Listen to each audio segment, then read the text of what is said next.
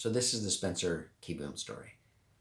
This is probably my 25th time trying to make this video, but I'm just pushing through this time. So if I mumble and stumble or bumble or whatever, I don't care. I'm just going to go through and do it. You'll have to forgive me. The reason it's so hard is because it spans so many years. I mean, it literally spans like 6 years. Spencer was a catcher with the Washington Nationals organization. He's no longer with the organization, but he was with the Potomac Nationals for a couple years. And that's where, we developed a relationship with them. So it probably starts 2014, 2015. Abbie is progressed past getting foul balls all the time. She still likes to get foul balls, but it's not the most important thing in the world to her. She likes getting autographs, and she likes broken bats and lineup cards. And so, when we go to Potomac Nationals games, we'd get there really early, sometimes too early, so she could, be in the field box to see the players as they come out.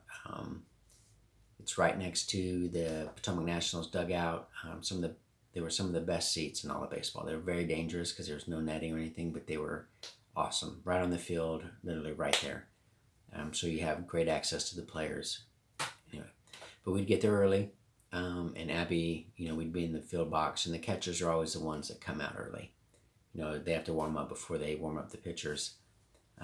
So, Spencer would come out, walk by, and, say hi to her, and they would talk, and you'd get autographs. And then eventually he learned her name, and he started calling her by name.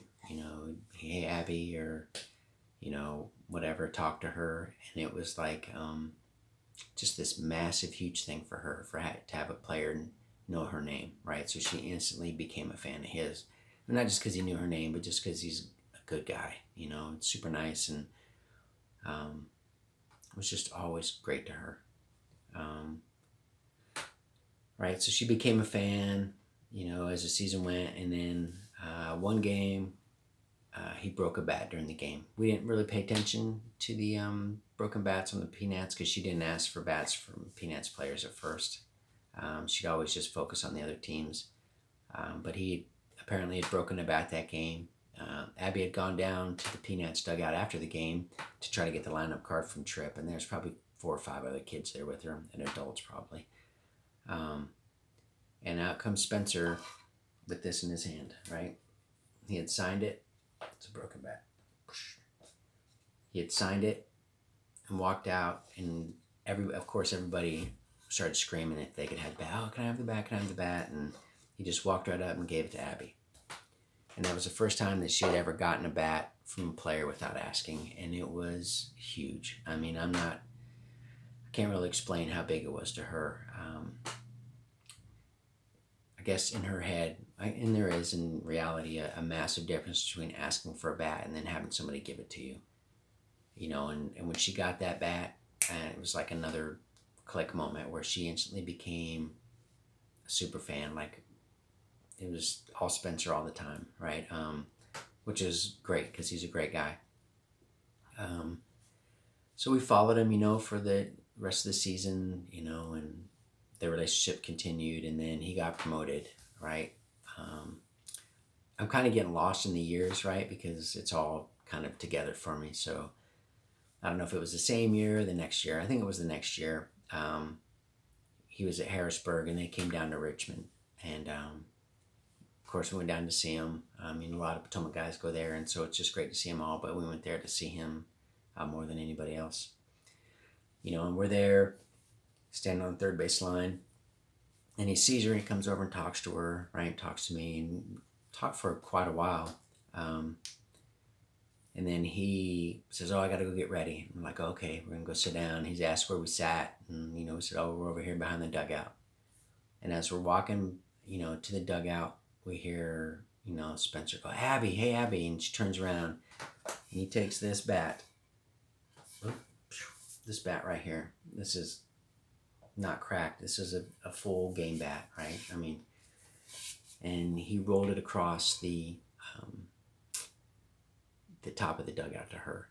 And I swear at that moment, it was like everything stopped. It was like the whole stadium got quiet, and as you rolled it across, you could just hear it. Just just it was like, I don't know, like a steamroller just rolling across that dugout. It seemed so loud. I don't know why. And she got it. I mean, and like people cheered, and they cheered Spencer for doing it because it's just an awesome thing to do. And people say, "Oh, that's awesome, awesome," and she was so excited, like so excited to the point where I think I cried. Well, I know I did. I'm a fairly emotional guy, right, when it comes to my family. It was just a magical, magical moment, just for her to get an uncracked bat from her favorite player was, something she'll never forget. She has in her room, she has, I think 8 or 9 bats on her wall behind her bed. And then, on her opposite wall, she has 2 bats individually hung up, with some other things. But it's this bat, right? And a bat from Jackson Reed's, another catcher. So this bat is incredibly special to her, and Spencer is incredibly special to her, right? So I think we went down there again and saw him again, and then eventually he gets called up to the majors. We went up there and saw him one time when he was up there, got a picture with him, and then went back.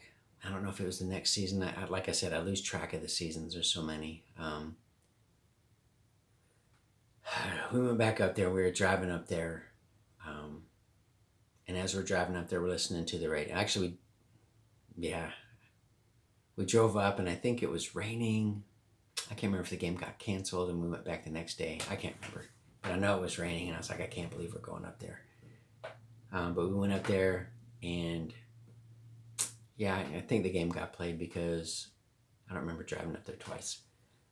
As we're driving up there, they announced the starting lineups on the radio, and Spencer was starting. And it was his first major league start. And as exciting as that was for us to be there for that, Abbie just started crying, right? Because she's like, I'm not going to get to see him, Then when they're starting catchers, they don't come and talk to you, because they're focused on the game. And that's a true statement. They don't, right? They're focused on the game.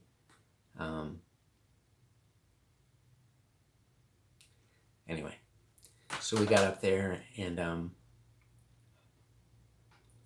we go down on the first base line. It kind of goes down and it kind of jets out a little bit, So we decided, hey, that's probably the best place, because if we don't get to, see him, we can at least wave to him, and that'd be the best place to wave hi to him. So we're there, and she's watching the dugout like a hawk for him to come out. And sure enough, he comes out and he's walking out, and he's going out towards the dugout. And he sees her, and he comes right to her. Man, he just comes right over to her. I mean, this is his first major league start. He comes over to her and just gives her a big, huge hug.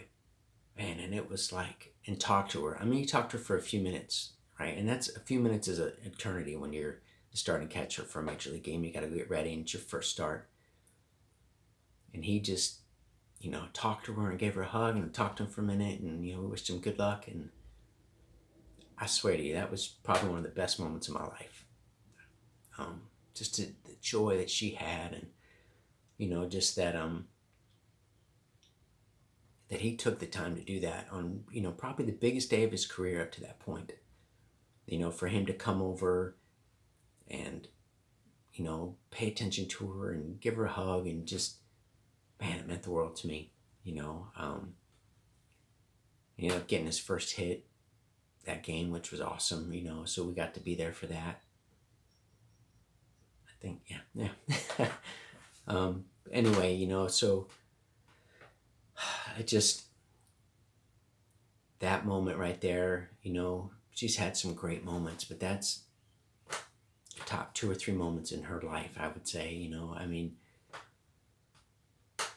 we've had so many, it's hard to rank them, but that one right there, as you can see, I got emotional about it because it was an emotional day. an emotional moment. You know, it just, I don't know, just solidified him as one of our favorites forever. You know, he was our favorite before that anyway, but for him to do that on that important of a day is just awesome, you know. And so, you know, Abbie, you know, when the Syracuse Chiefs got sold to the Mets, you know, she called up there and used her own money and bought these. These are his jerseys from the Syracuse Chiefs, right? Bought these. You know, so we have these two jerseys, and then she used her own money for those, right? Sorry, my bad. And then Spencer, when he hit his first home run in the major leagues, the night before he was eating a baguette, and he chewed and somehow knocked his tooth out. I don't know how it happened or whatever, you know, but the next day he got up and he hit a home run, his first major league home run, and when he did, he knocked his tooth out, right? And so he's, you know, he's missing his tooth as he's running around the bases. It's a great story, you know, to do that. And I don't know how or what, but we were up at the Nationals game, and they had jerseys, you know, for sale, game used jerseys, and this is the jersey from his first home run ever, right? This is the jersey he wore without a tooth. So we bought it, of course, and it's, you know, one of, she has 1, 2, 3, 4 jerseys maybe framed, and that's one of them that hangs in her room by her bed, right? That's how important he is. He's got 2 individual spots in her room. You know, she has a lot of memories and a lot of stuff, a lot of very cool stuff, but he, you know, he's at the top, right? He's right there, you know. And we are crushed that he is, you know, no longer a National, you know. But, you know, I believe he'll get his shot somewhere else, you know. And I just, you know, he is going to always be one of my favorite people, not just baseball players, but one of my favorite people, because of the sheer number of moments that he gave me with my daughter. You know, I mean, when we go to these things, I try to stay back and stay away, you know, and I don't take pictures anymore. I used to take pictures of stuff all the time, and I found that, you know, I get disconnected from the moment if I do that. So I've stopped doing that, you know, and that's one of the reasons I'm doing this, because I want to chronicle the memory of it so I don't forget, you know. So, but I wish I had pictures of these. I don't even know where I was going with that. I would love to have pictures and videos, you know, but the memories of just being able to focus solely on them, I stay back out of the way so she can go up there and have her moments, you know. And I'm just so grateful for Spencer Kieboom and everything he's done for her and for me, you know. Just awesome dude, and I just thank him. So that's my Spencer story. Sorry if it was all jumbled.